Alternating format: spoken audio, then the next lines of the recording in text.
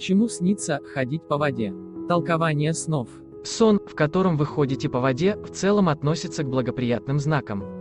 Прежде всего, это символ исполнения желаний и предвестник счастливых событий. Если вы ходите по воде, то ваша жизнь скоро будет наполнена радостью. Однако, если воды в вашем сне очень много, то на пути к счастью будет значительное количество препятствий. Тем не менее, сон сулит их успешное преодоление и осуществление мечты. Внимание следует обратить на сновидение, в котором вы ходите по мутной воде.